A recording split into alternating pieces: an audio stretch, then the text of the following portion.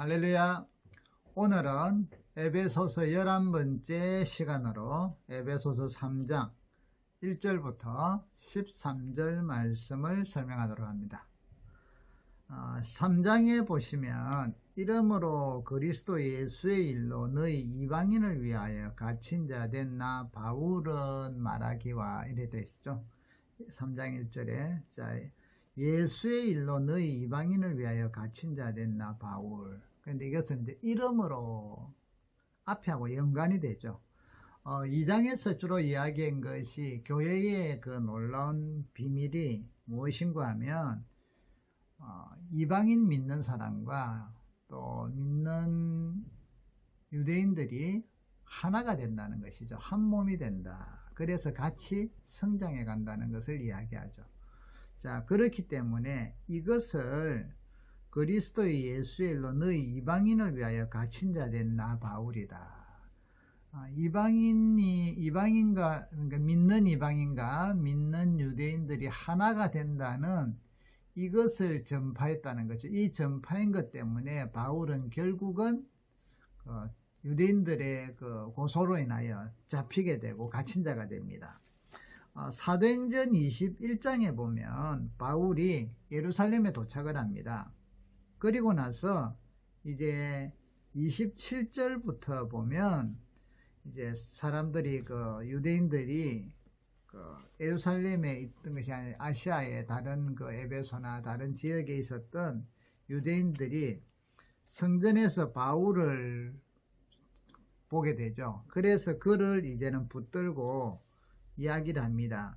2장 사도행전 21장 28절에 보면 이스라엘 사람들아, 이 사람은 각처에서 우리 백성과 율법과 이곳을 비방하여 모든 사람들을 가르치는 그 자인데 헬라인을 데리고 성전에 들어가서 이 거룩한 곳을 더럽혔다고 이야기를 합니다. 그러니까 온 성이 소동하여 백성들이 달려와 모여 바울을 잡아 성전 밖으로 끌고 나가니. 자, 그리고 31절에 그들이 그를 죽이려 할 때에 온 예루살렘이 요란하다는 소문이 군대의 천부장에게 들립니다. 그래서 급히 그가 백부장을 거느리고 달려가서 이제 바울을 이제 쉽게 말해서 죽이려고 하는 걸 치는 것을 못 그치게 만들죠. 자, 그래서 이제 바울이 이렇게 잡히는데 이 바울이 이때부터 이제 사도행전 21장부터 보면 바울이 잡혀서 이제 재판도 받고 그래서 나중에는 로마로 이제 로마로 가게끔 상소를 해서 결국은 로마로 압송이 돼 가는 게 27장부터 이제 나오게 됩니다. 자, 그러면 그래서 지금은 로마에 이제 잡혀와 있는데요. 그 죄수로서 이 모든 것들이 그리스도 예수의 일이라는 거죠. 그래서 예수님이 십자가에 죽으심으로 이방인 믿는 자들과 유대인 믿는 자들이 하나로 이루어지는 교회, 이 일들을 위해서 바울이 이것을 전하다가 갇혔다는 거죠. 그래서 여기 보니까 너희 이방인을 위하여 갇힌 자 되나 바울이라고 이야기하죠. 자, 이것을 나중에 13절에서는 보면 그러므로 너희에게 구하노니 너희를 위한 나의 여러 환난에 대하여 낙심하지 말라. 이는 너희의 영광이니라. 자, 바울이 지금 갇혀 있는데 에베소뿐 아니라 그 지역에 있는 많은 사람들이 이 연자 서신을 돌아가면서 읽게 되는데 이야기하는 게 그거예요. 너희를 위한 나의 여러 환난에 대하여 낙심하지 말라. 이는 너희의 영광이다. 자, 바울이 지금 갇힌 것으로 인하여 아니 믿는 사람이 특별히 복음을 전하는 바울이 갇혔다 이래갖고 믿음 약한 사람들은 예수 믿었는데 저렇게 갇히나 하고 낙심하고 막 이럴 수도 있는데 그렇게 하지 말라는 것이죠. 오히려 낙심하지 말고 오히려 더 담대라는 거죠. 이게 너희들에게 영광이다. 왜 그러냐면 이렇게 표현을 하면 되겠죠. 아이를 출산하기 위해서 엄마는 참 많은 고통이 있죠. 출산의 고통이다. 자, 이 아이의 생명을 살리기 위해서 이 아이가 생명으로 태어나도록 하기 위해서 엄마는 그 출산의 고통을 가지죠. 이 출산의 고통은 사실은 아이를 때문에 하는 것이고 동시에 아이의 생명을 새 생명이 되게 하는 그 영광스러움입니다. 이 출산의 고통이 없이는 새 생명이 태어날 수가 없잖아요. 그래서 이방인들이 유대인들뿐 아니라 믿는 이방인들이 믿는 유대인들과 같이 하나가 되어 있고, 이 하나가 된 것이 하나의 교회로서 주님의 계시요 주님의 뜻이라는 것을 증거하는 것으로 인하여 유대인들의 큰 반발과 또 죽이려고 하는, 그래서 이렇게 감옥에 가고 환난을 당하는 이것이 나쁜 것이 아니라는 것이죠. 오히려 너희들의 영광이다. 이런 일이 없으면 너희들은 이 비밀을 알 수가 없다는 거죠. 하나님이 세우신 교회의 비밀을. 그래서 바로 이 이야기를 말씀을 드리는 겁니다.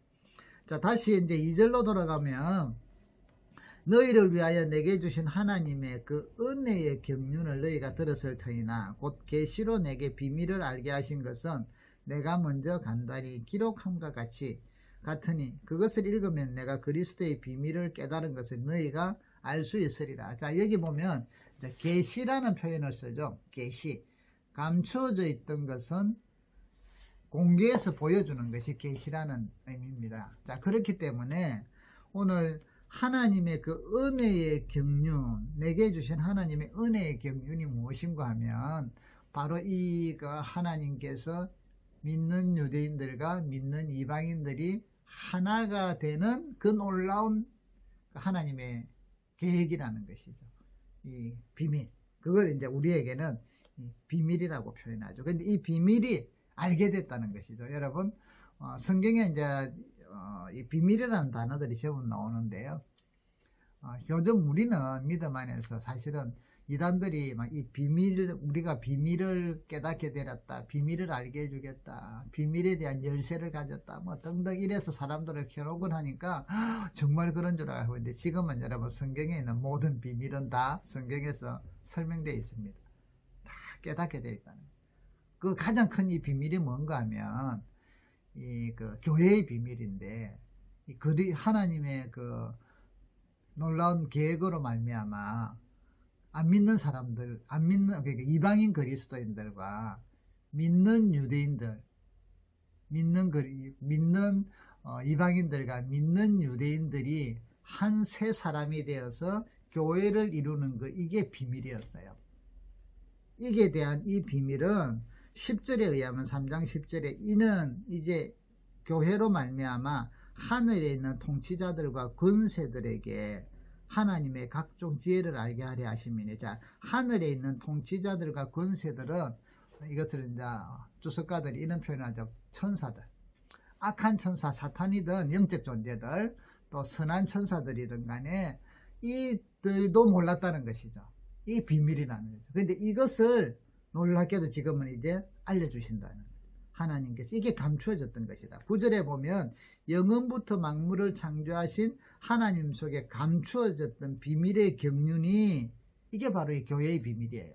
어떠한 것을 드러내게 하려 합니다. 자, 이것을 바울을 통하여 깨닫게 하시고 오늘 이것을 전파한단 말이죠. 복음으로.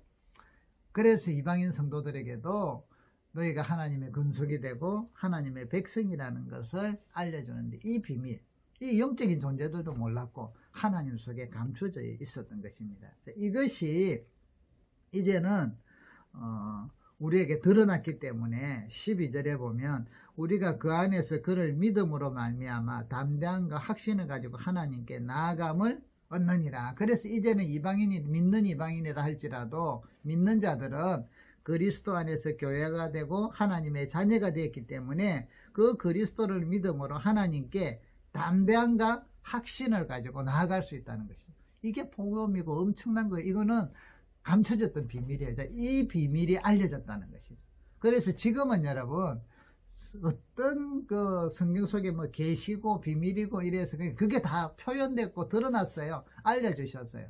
그래서 지금은 비밀이라는 게 없어요. 비밀로 접근하는 사람들을 전부 다 이상하게 보셔야 돼요. 그들은 멀리 하셔야 돼요. 왜냐하면 그들은 거짓 교훈을 가르치는 자들입니다. 지금 한 가지 우리가 모르는 게 있어요. 진짜 모르는 거. 그리스도 안에서 뭔가 하면 재림의 날짜와 시간입니다. 그거 외에는 모르는 게 없어요. 성경에서 다 알려놓으셨어요. 비밀. 요한계시록에 나오는 여러 가지들은 어떤 그 당시에 그 문학적인 특성과 또 그 당시에 그 배경들이 영적인 거로 설명을 했기 때문에 우리가 지금 일반 서신들처럼 금방 이해는 잘 안 되는 것이지만, 그렇다고 해서 그거를 특별한 비밀로 생각을 하시면 안 돼요.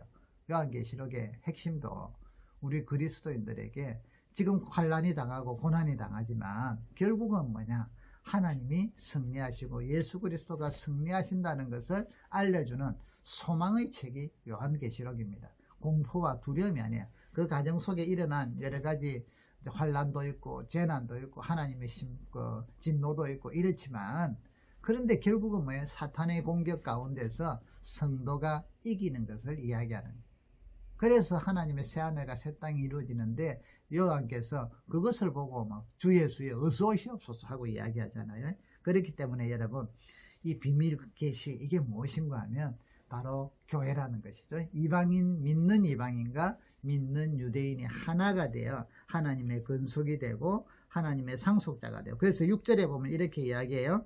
이런 이방인이 복음으로 말미암아 그리스도 예수 안에서 함께 상속자가 되고 함께 지체가 되고 함께 약속에 참여하는 자가 됨이라. 놀라운 일이죠. 이 복음, 그래서 오늘 이방인들에게 그 은혜를 준다. 이 복음을 위하여 그의 능력이 역사하시는 대로 내게 주신 하나님의 은혜의 선물에 따라 내가 일꾼이 되었다. 바울에게 주신 사명이라는 거죠. 바울의 사명. 그 자기는 지극히 그 성도들 중에서 작은 자보다 더 작은 자이지만 이 사명을 주셔서 그리스도의 풍성함을, 참량할 수 없는 풍성함을 이방인들에게 전하게 하셨다. 놀라운 일입니다. 여러분, 오늘도 우리가 하나님의 구원의 경륜의 비밀을 가진 자들, 우리가 그리스도 안에서 상속자가 됐다는 것을 아시고, 여러분 더 믿음의 백성으로 승리하시고, 또 그렇기 때문에 성도들이 받는 때로는 환난과 고난들을 두려워하지 마시고